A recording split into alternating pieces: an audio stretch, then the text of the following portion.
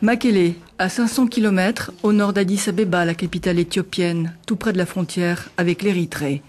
Ici, à la Banque des pauvres, tout se fait à la main, il n'y a pas d'ordinateur. Le pays compte 300 agences comme celle-ci. Ce sont les personnes refusées par les banques traditionnelles qui poussent la porte.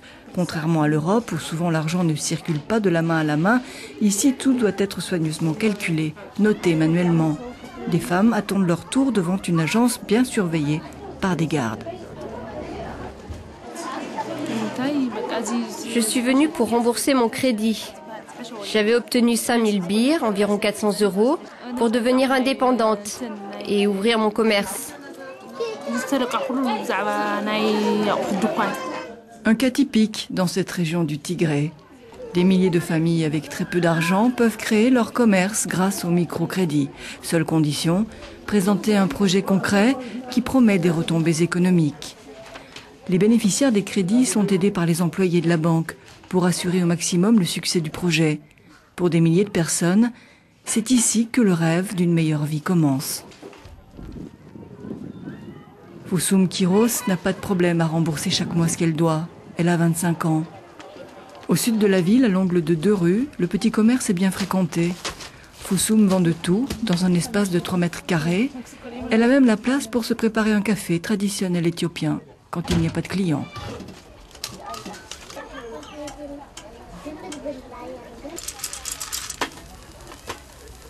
Je gagne bien ma vie, mais nous sommes 4 à la maison et j'aimerais bien agrandir mon commerce avec un nouveau crédit.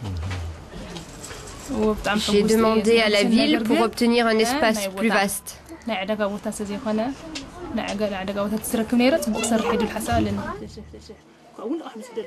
Foussoum ne roule pas sur l'or, mais ses revenus lui permettent désormais d'envoyer sa fille à l'école. Dexi, c'est le nom de cette banque de microfinance. Elle compte aujourd'hui 400 000 clients. Certains employés y travaillent depuis sa création, en 1994. La demande de crédit est telle que Dexi pourrait tripler sa clientèle. Des ONG comme SOS Fin ou l'Union européenne soutiennent ce système d'aide. Atakilt Kiros en est le directeur. Grâce au crédit, les plus pauvres ont pu devenir productifs, sortir de la pauvreté, et il en est fier. D'ailleurs, la banque a reçu de nombreuses récompenses. Mais c'est sans doute la plus petite d'entre elles qui a le plus d'importance aux yeux de son directeur. Elle est en argile et faite par les fermiers. C'est un prix spécial que nous a offert l'association des fermiers pour l'aide qu'on leur a apportée pour leurs installations. Entre 1998 et 2000, la société a souffert de la guerre avec l'Érythrée. Dans ce pays où 90% de la population vit en zone rurale, les sécheresses affectent aussi les récoltes et l'économie. À Voukro, à 45 km au nord de Mekele, se trouve la ferme de Tekle, une ferme qui illustre le succès des crédits de microfinance.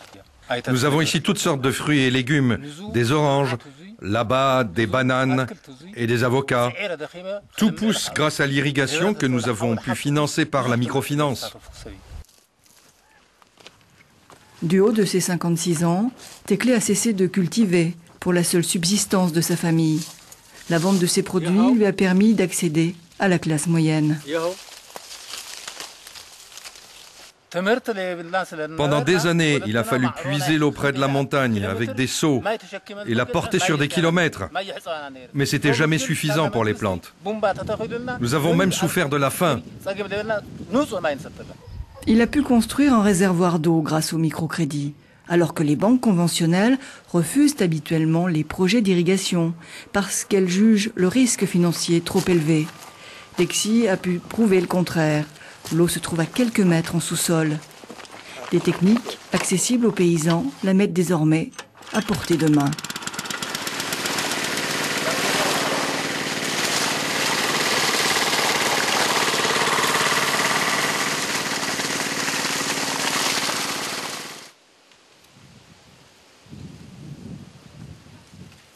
Notre façon de vivre a complètement changé.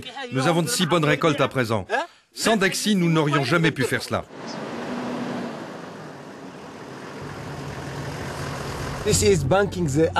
Financer les secteurs rejetés par les banques traditionnelles, c'est soutenir les plus pauvres, les gens marginalisés, les plus pauvres des plus pauvres. C'est le but principal de Dexi. Nous ne perdons rien. C'est une question d'engagement des gens. Les gens s'engagent à prendre des prêts qu'ils rembourseront dans les délais. Ce dont ils ont besoin, c'est de confiance. Si vous leur faites confiance, ils vous font confiance, ils sont impliqués. Pour Atakilt Kiros, la microfinance doit servir surtout le monde rural. Son organisme de microcrédit emploie 2000 personnes, mais les frais de fonctionnement sont très bas. Lui-même explique qu'il gagne 600 € par mois, alors qu'il gère des crédits d'une valeur totale de 70 millions d'euros. C'est aussi la clé du succès. Certains disent « Comment pouvez-vous être viable en finançant les pauvres ?» Je veux dire, des gens qui n'ont rien du tout. Mais nous avons démontré ici dans notre région que nous pouvons financer les pauvres et en même temps avoir monté un organisme financier tout à fait viable. Au Tigré, tout le monde considère la banque un peu comme la sienne. Cela explique peut-être aussi pourquoi le taux de remboursement atteint 98%. Pendant la fête nationale à la fin du mois de mai, le gouvernement a mis à l'honneur la banque des plus pauvres. Grâce à elle, beaucoup de gens sont passés du statut de débiteur à celui d'épargnant. C'était presque une révolution sociale. Au lieu d'ouvrir la main pour obtenir une subvention alimentaire, comme c'était le cas dans le passé, les citoyens ont appris à rembourser. Maintenant, Dexi veut élargir ses services à toutes les régions du pays. À l'Université libre de Bruxelles, elle est considérée comme un modèle. La première conférence européenne en microfinance a mis en avant le véritable enjeu de ce type de services financiers. On avait 150 millions aujourd'hui de personnes qui sont servies et selon les estimations, il faudrait pouvoir répondre aux besoins de 500 millions, voire jusqu'à, selon certaines estimations, 2 milliards de personnes.